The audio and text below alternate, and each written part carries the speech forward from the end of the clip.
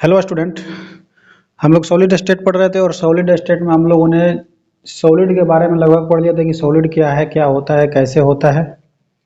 अब हम लोग पढ़ेंगे सॉलिड के प्रकार। देखिए, क्लासिफिकेशन ऑफ क्रिस्टलाइन सॉलिड। हम लोगों ने उसमें सॉलिड में दो तरह का सॉलिड पढ़ा था, एक क्रिस्टलाइन सॉलिड, एक एमॉर्फस सॉलिड।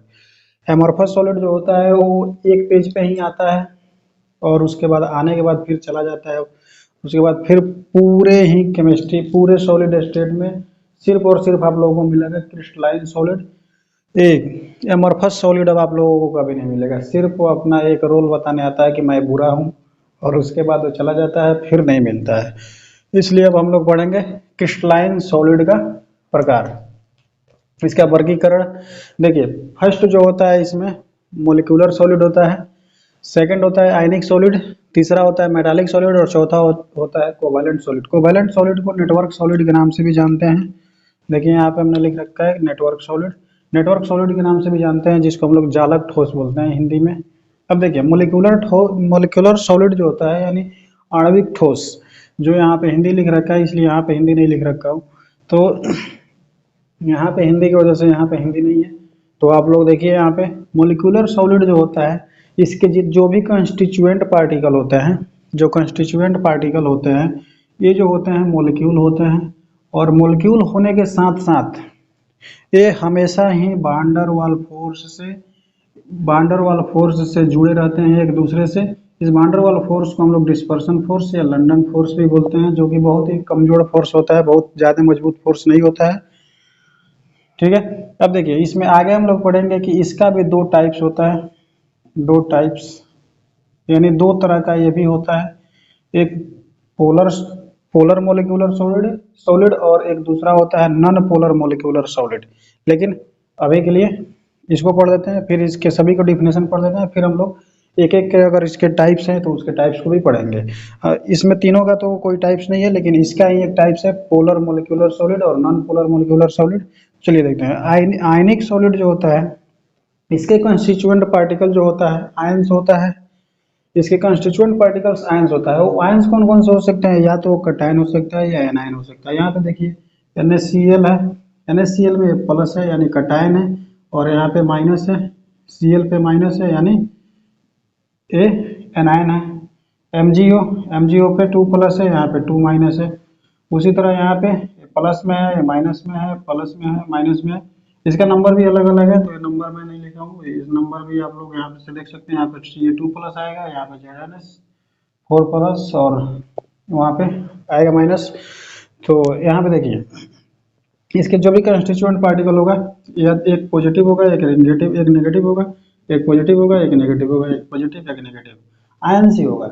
कोई भी हो, या तो मेटल आयन हो या फिर कोई गैसियस एटम हो, वो आयन ही होगा। एक गैसियस एटम होगा तो वो तो सबसे पहले वो सॉलिड नहीं होगा। सिर्फ और सिर्फ यहाँ पे मेटल एटम हो सकता है जो कि सॉलिड में रहता है।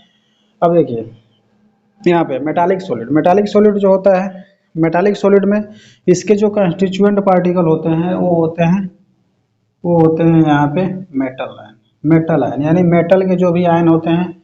और यहाँ पे फ्री इलेक्ट्रॉन, मेटल और मेटल में जो फ्री इलेक्ट्रॉन पाए जाते हैं, जो कि उसको ऑक्सीकृत करते हैं यानी आयन बनाने में हेल्प करते हैं, रिडक्शन करते हैं, रिड्यूसिंग एजेंट का काम करते हैं। जैसे कि यहाँ पे प्लस चार्ज बनेगा, AU पे प्लस चार्ज, Ag पे प्लस चार्ज, Ni पे प्लस चार्ज, Na पे प्लस चार्ज, Al पे 3 प्लस चार्ज।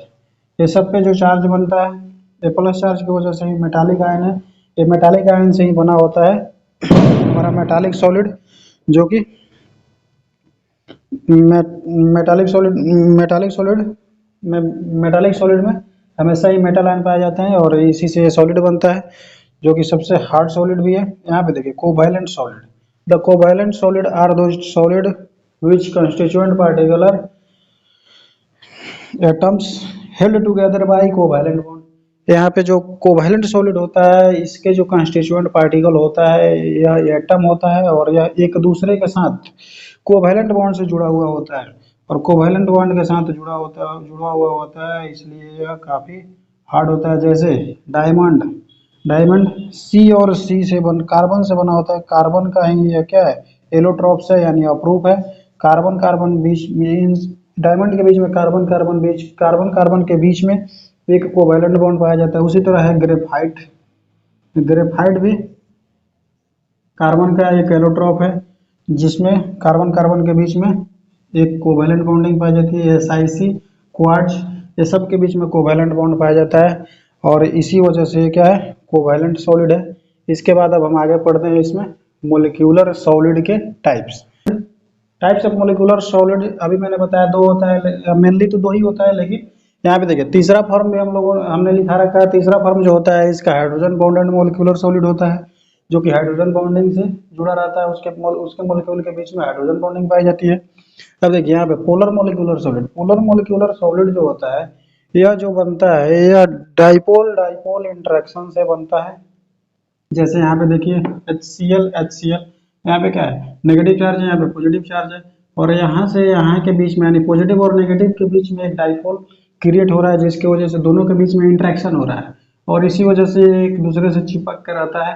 तो ऐसे जो सॉलिड बनता है इसको हम लोग बोलते हैं पोलर मोलिकुलर सॉलिड। और इसके बाद देखिए इसमें एक नोट्स पॉइंट है कि this is non conductor of electricity and soft. यह जो होता है इलेक्ट्रिसिटी का नॉन कंडक्टर होता है, यानी इलेक्ट्रिसिटी का कुचालक होता है, विद्युत का कुचालक होता है, और दूसरा चीज होता है कि यह सॉफ्ट होता है। इसके बाद देखिए non polar molecular solid. Non polar molecular solid का जो मोलिक्यूल होता है उसका कंस्टिट्यूएंट पार्टिकल, तो मोलिकुलर सॉलिड है तो ये तो तय है कि इसका कंस्टिट्यूएंट पार्टिकल जो होगा वो हमेशा मोलिक्यूल होगा।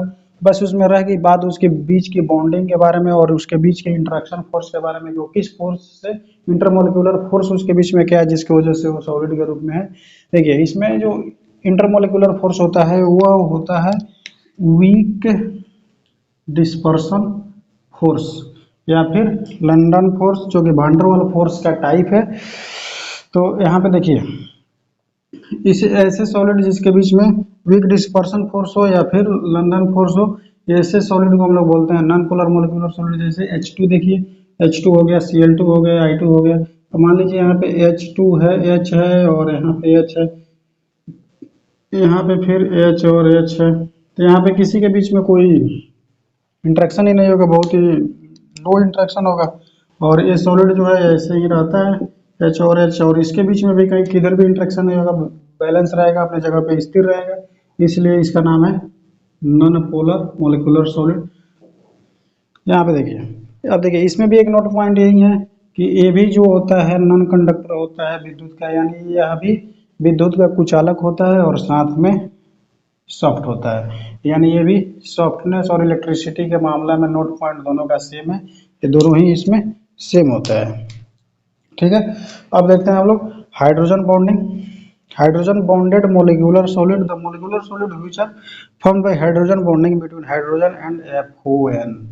इस रूल को याद रखिएगा हमेशा, जब भी कभी हाइड्रोजन बॉन्डिंग बनेगा तो वो बनेगा किसके बीच में, H और फोन के बीच में, FON, यानी या तो H से फ्लोराइड के बीच में, F या O के बीच में, या H या N के बीच में। इस F का मतलब है फ्लोराइड, इस H का मतलब है फ्लोराइड, इस O का मतलब है ऑक्सीजन, ऑक्सीजन, और इस N का मतलब है नाइट्रोजन, नाइट्रोजन। ठीक है, तो जब भी हाइड्रोजन बॉन्डिंग बनेगा हाईली इलेक्ट्रोनेगेटिव एटम FON या फिर हाईली इलेक्ट्रोनेगेटिव एटम FON और H के बीच में बनेगा, जो कि ये है हमारा फोन से याद रखेंगे, FON से याद रखेंगे हमेशा इसको। इसका देखिए, इसका जो स्ट्रक्चर, इसका जो एग्जाम्पल होता है वो होता है आइस H2O। देखिए अब यहाँ पे H2O कैसे रहता है, H ऐसे रहता है, O ऐसे रहता है, H ऐसे रहता है। इसके बाद दूसरा जो रहता है ये ऐसे रहता है, और इसका हाइड्रोजन इधर आता है। इसको देखिए, अब जब भी हाइड्रोजन बॉन्डिंग बनता है तो इसको हम लोग 3 डॉट लाइन से दिखाते हैं, 1 2 3, 3 डॉट लाइन से हाइड्रोजन बॉन्डिंग को दिखाते हैं। कहीं भी देखिएगा हाइड्रोजन बॉन्डिंग जो होगा 3 डॉट लाइन से दिखाया होगा। इसके नीचे भी मान लीजिए यहाँ पे एक है, यहाँ पे है, ये आइस का स्ट्रक्चर है, आइस इसी तरह से रहता है। यहाँ पे देखिए, यहाँ पे 1 2 3, 1 2 3, 3 हो गया, 1 2 3। ये इसी तरह आइस का स्ट्रक्चर जो है इसी तरह रहता है। अब हम आगे देखते हैं कोवैलेंट सॉलिड के बारे में। कोवैलेंट सॉलिड और नेटवर्क सॉलिड जो लिखवाया था उसमें नेटवर्क सॉलिड के बारे में देखते हैं आगे। यह जो क्रिस्टल होता है नॉन मेटल से बना होता है। ऐसे बहुत सारे क्रिस्टल होता है जो कि नॉन मेटल से बना होता है, और यह नॉन मेटल से बना होता है। क्यों बना होता है? क्योंकि जो उसमें मॉलिक्यूल पाया जाता है उसमें जो है एडजेसेंट एटम पाया जाता है, एक दूसरे के एटम जो पाया जाता है। एटम कोई भी मॉलिक्यूल जो होता है वो एटम से मिलकर बना होता है, और एटम से मिलकर बनता है मॉलिक्यूल, और मॉलिक्यूल से जो है सॉलिड बना होता है। तो उसमें जो एटम पाया जाता है उसके जस्ट एडजेसेंट एटम यानी कि उसके पड़ोसी एटम के साथ उसका एक कोवैलेंट बॉन्डिंग पाई जाती है। उसी वजह से यह सॉलिड बनता है। और इस सॉलिड को हम लोग एक और चीज के नाम से जानते हैं, जेंट मॉलिक्यूल, यानी कि राक्षस अणु। यानी कि राक्षस के जैसे बड़ा बड़ा स्ट्रक्चर बनाता है। इसके बीच की कोवैलेंट बॉन्डिंग जितना फैलती है बहुत बड़ा बड़ा बनते जाती है। इसलिए इसको हम लोग राक्षस अणु के नाम से भी जानते हैं। जेंट मीन्स होता है राक्षस, दानव। अब देखिए कोवैलेंट बॉन्ड स्ट्रॉन्ग होता है। यह जो बॉन्ड होता है कोवैलेंट बॉन्ड यह बहुत स्ट्रॉन्ग होता है और डायरेक्शनल होता है। यह डायरेक्शनल प्रकृति का होता है। इसी वजह से जो इससे सॉलिड बनता है वो काफी हार्ड होता है और ब्राइटल होता है। ब्राइटल मीन्स होता है कि भंगुर, यानी जैसे कि आप उसको हथौड़े से मारेंगे तो एकदम शीशे की तरह चकनाचूर हो जाएगा। तो जब शीशे की तरह चकनाचूर हो जाता है उसी को हम लोग बोलते हैं ब्राइटल, यानी भंगूर। डायमंड, देखिए सिलिकॉन सिलिकॉन कार्बाइड और एक डायमंड, सिलिकॉन कार्बाइड और डायमंड, ये दोनों ही हार्ड और ब्राइटल ब्राइटल सॉलिड है। देखिए डायमंड जो होता है नॉन कंडक्टर होता है और insulator of electricity. Non conductor या इंसुलेटर दोनों ही समान वर्ड है। नॉन कंडक्टर और इंसुलेटर दोनों ही समान वर्ड है। इंसुलेटर मीन्स भी होता है कुचालक और इसका मीन्स भी होता है कुचालक, इसलिए मैंने दोनों वर्ड लिख दिया है। आप सीधे डायरेक्ट एक वर्ड लिख सकते हैं, diamond is insulator of electricity, या फिर diamond is non conductor of electricity. देखिए यहाँ पे जो ये होता है नेटवर्क सॉलिड, जैसे डायमंड का अब हम स्ट्रक्चर बनाते हैं। एक कार्बन हो गया, फिर एक कार्बन हो गया। एक कार्बन से लेके इस कार्बन के बीच में, यहाँ से लेके यहाँ तक के कार्बन के बीच में जो बॉन्ड बनता है यही होता है कोवैलेंट बॉन्ड, जो कि सहसंयोजी बॉन्ड भी कहलाते, जो सहसंयोजी बॉन्ड कहलाता है। यानी कि एक इलेक्ट्रॉन इसका और एक इलेक्ट्रॉन इसका दोनों आपस में साझा करते हैं तो बॉन्ड बनता है। इसको हम केमिकल बॉन्डिंग में बहुत अच्छे से पढ़ाएंगे। अभी फर्स्ट ईयर का जब 11th का सिलेबस पढ़ाएंगे तो उसमें बहुत अच्छे से पढ़ाएंगे। अभी मेन फोकस है इस 12th के चैप्टर पे, क्योंकि 12th के चैप्टर को हमको 31 दिसंबर तक समाप्त करना है। देखिए यहाँ से 154 pm 154 pm के डिस्टेंस होती है इस कोवैलेंट बॉन्ड जो बनता है इस कार्बन के बीच में और इस कार्बन के बीच में। इसके बीच में 154 pm की डिस्टेंस होती है, और इसी डिस्टेंस को फॉलो करते हुए यह जो सॉलिड होता है चारों तरफ से, जैसे यहाँ आया, फिर यहाँ गया, फिर यहाँ गया, फिर यहाँ से फिर 4 निकलेगा। देखिए जहाँ भी पॉइंट होगा वहाँ से 4 ही निकलेगा, 4 से अधिक नहीं निकलेगा, 4 से अधिक कहीं नहीं निकलेगा। ये ऐड भी हो सकता है। अब यहाँ से ऐड हुआ तो यहाँ पे इसका 4 बॉन्ड पूरा होना चाहिए। इसका 4 पूरा हो गया, इसका 4 पूरा नहीं है, इसलिए इधर आ सकता है, ये इधर आ सकता है। इसका एक बॉन्ड खाली है, यहाँ पे आ सकता है, यहाँ पे आ सकता है, यहाँ पे 4 बॉन्ड इसके हो गए, इसके हो गए 3 बॉन्ड। यहाँ से एक बॉन्ड निकलेगा, यहाँ से एक बॉन्ड निकलेगा, यहाँ से ऐड हो सकता है, यहाँ से निकलेगा, यहाँ से निकलेगा, यहाँ से निकलेगा, यहाँ से ऐड हो सकता है, यहाँ से फिर निकलेगा। अब यहाँ से एक बॉन्ड खाली रह गया तो फिर यहाँ से भी ये निकल सकता है। 4 बॉन्ड इसके भी पूरे हो गए, 4 बॉन्ड इसके भी पूरे हो गए। 4 बॉन्ड जहाँ भी पॉइंट रहेगा वहाँ पे 4 बॉन्ड पूरे होने चाहिए। और इसी तरह स्ट्रक्चर बनाता है जो होता है डायमंड।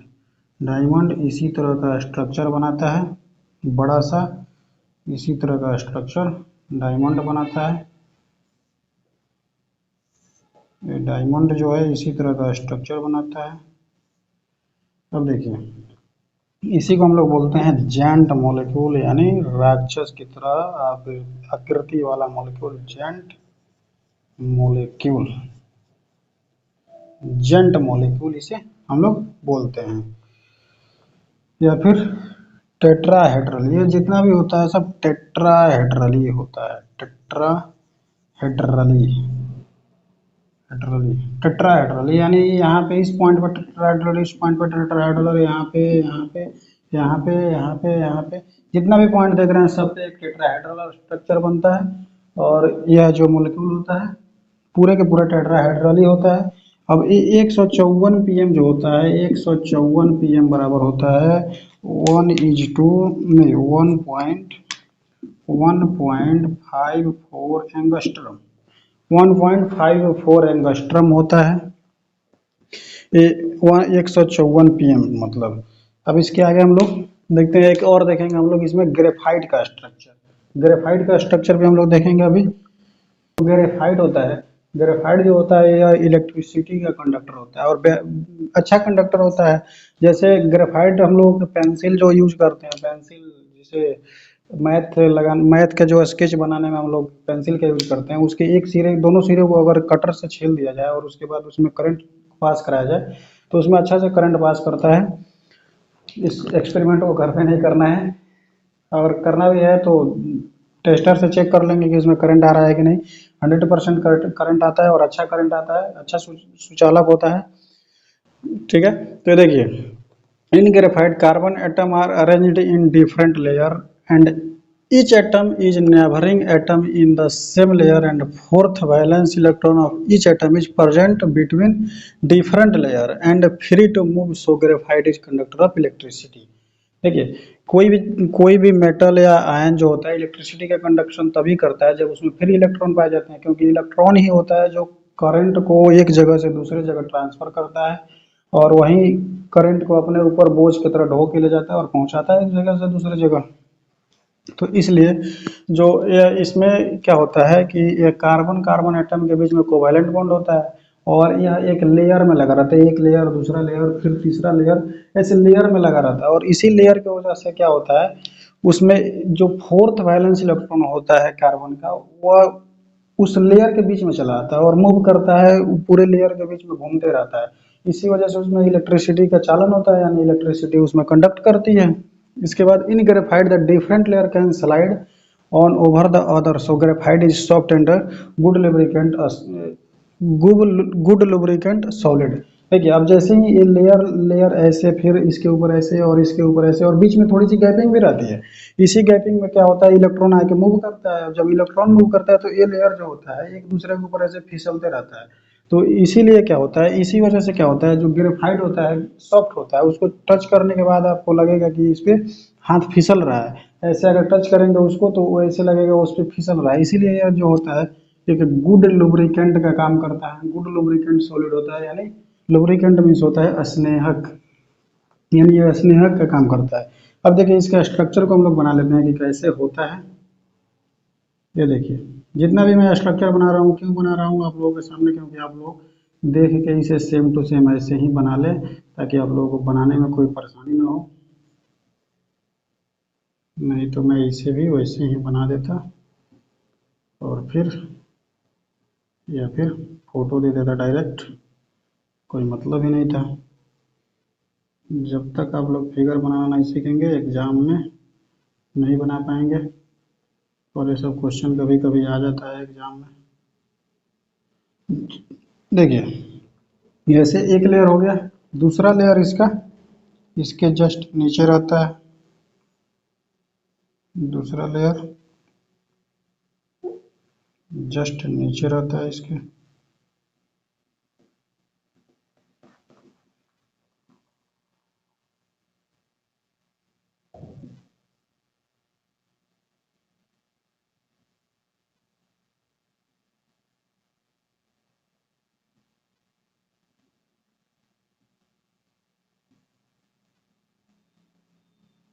कुछ नहीं करना है, बेंजीन की तरह इसका स्ट्रक्चर बना देना है और बस उसमें बीच वाला जो होता है गोला उसी गोला को कर देना है रिमूव, यानी व्यंजन व्यंजन बनाना है और गोला को कर देना है रिमूव।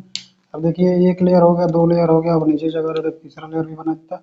अब देखिए ये जो होता है इसका ये वाला जो है इससे ऐड रहेगा, ये वाला जो लेयर है ये वाला इससे ऐड रहेगा, ये वाला जो कोना है ये वाला नीचे वाला से ऐड रहेगा, ये वाला जो है इससे ऐड रहेगा। ऐसे यानी ये एक दूसरे के ऊपर ऐसे रहेगा, ऐसे रहता है। अब जब ये एक दूसरे के ऊपर ऐसे रहता है, ऐसे रहता है तो क्या होता है इसी के बीच में जो है इलेक्ट्रॉन इसका निकल के इसका जो फोर्थ वैलेंस है, तीन बॉन्ड है ना, एक बॉन्ड दो बॉन्ड तीन बॉन्ड, और जितना भी यहाँ पे ज्वाइनिंग दिख रही है यहाँ पे सब पे क्या है कार्बन एटम है। अब ये कार्बन एटम है तो इसका फोर्थ वैलेंस इलेक्ट्रॉन जो होता है वही इसको ऐड करने का काम करता है, जो कि इलेक्ट्रॉन इसमें टहलते रहता है, इसमें टहलते रहता है ऊपर नीचे। और इसी टहलने की वजह से इसमें क्या होता है इलेक्ट्रॉन, इसमें इलेक्ट्रिसिटी का यानी विद्युत का चालन होता है। और यह क्या होता है, यह लेयर के बीच में गैपिंग जो होती है इसी वजह से एक दूसरे के ऊपर फिसलते रहता है, और फिसलने की वजह से ही यह क्या करता है गुड लुब्रिकेंट यानी कि अच्छा स्नेहक का काम करता है। अब देखिए इस बीच में जो डिस्टेंस पाई जाती है यानी इस कोने से लेके और इस कोने के बीच में जो डिस्टेंस पाई जाती है ये वाली, ये होती है 340 pm, 340 pm यानी 340 pm की ये डिस्टेंस जो है इसके बीच में पाई जाती है। अब ये रहा हमारा ग्रेफाइट। अब इसके आगे हम लोग एक टेबल पढ़ेंगे और उसके बाद इस वीडियो को यहीं पे समाप्त करेंगे। उसके बाद हमारा यूनिट सेल आ जाएगा। यूनिट सेल में बहुत अच्छा कंसेप्ट है, यूनिट सेल को बहुत अच्छे से पढ़ना है। आएंगे हम लोग इस टेबल को एक लाइन बनाएंगे, उसके बाद इसमें लिखेंगे types of solid constituent particle interaction force example physical physical nature electrical conductivity and melting point. इतना लिखने के बाद हम लोग सबसे पहले लिखेंगे मोलिकुलर सॉलिड। मोलिकुलर सॉलिड के तीनों प्रकार यहाँ पे लिखेंगे, polar, non polar, hydrogen bonded. इसके बाद देखिए जिस चीज से मिलकर बना है, जैसे कंस्टिट्यूएंट पार्टिकल इसका क्या है तो ये मोलिक्यूल, और इसका इंटरेक्शन इसके बीच में लगने वाला इंटरेक्शन फोर्स यानी इसके मोलिक्यूल के बीच में इंटरेक्शन फोर्स क्या लगता है तो dipole dipole dispersion hydrogen bonding, इसका एग्जांपल ये है। और फिजिकल नेचर जो है इसका ये वाली है, इलेक्ट्रिकल कंडक्टिविटी है, कोई भी नहीं करता है तो इसको कट कर दिए। मेल्टिंग पॉइंट इसका लो होता है, वेरी लो होता है, इसका लो होता है।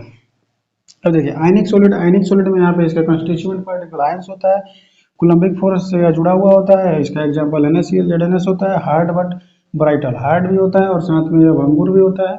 इन सॉलिड स्टेट, जब यह सॉलिड स्टेट में रहता है तो इलेक्ट्रिसिटी का कंडक्शन नहीं करता है, लेकिन वहीं जब मोल्टेन स्टेट में ये एक्वस स्टेट में रहता है यानी कि जलीय घोल में रहता है तब यह क्या करता है इलेक्ट्रिसिटी का कंडक्शन करता है। जैसे नमक, नमक का डब्बा लीजिए और उसमें इलेक्ट्रिसिटी का कोई करंट डाल दीजिए, उसमें करंट नहीं आएगा, लेकिन उसी को पानी में घोल दीजिए उसमें अच्छा से करंट आएगा। उसमें थोड़ा सा पानी डाल दीजिए, नमक में थोड़ा सा पानी डाल दीजिए, अच्छा इलेक्ट्रिसिटी कंडक्ट करेगा। इन सॉलिड स्टेट ये तो हो गया। इसके बाद देखिए मेल्टिंग पॉइंट इसका हाई होता है। मेटालिक सॉलिड, मेटालिक सॉलिड जो होता है मेटल से बना होता है, मेटालिक मेटालिक बॉन्डिंग होता है, मेटालिक बॉन्डिंग बॉन्डिंग इसका एग्जांपल है FeCuAg, hard but malleable and ductile, और ये इलेक्ट्रिसिटी का कंडक्शन करता है। फायरली हाई, इसका मेल्टिंग पॉइंट जो होता है बहुत ही हाई होता है। कोवैलेंट और नेटवर्क सॉलिड, इसका कंस्टिट्यूएंट पार्टिकल एटम होता है, कोवैलेंट बॉन्ड से जुड़ा होता है, डायमंड या ग्रेफाइट इसका एग्जांपल है। ये हार्ड होता है, इलेक्ट्रिसिटी का इंसुलेटर होता है, ये इलेक्ट्रिसिटी का इंसुलेटर होता है, बट एक्सेप्शन केमिस्ट्री है तो एक्सेप्शन तो होना ही है, केमिस्ट्री एक्सेप्शन से भरा हुआ है।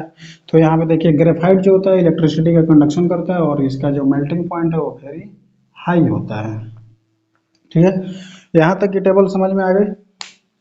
इसके बाद आप लोगों के लिए एक इम्पोर्टेंट सूचना है, इसलिए हम लोग इसे पढ़ रहे हैं।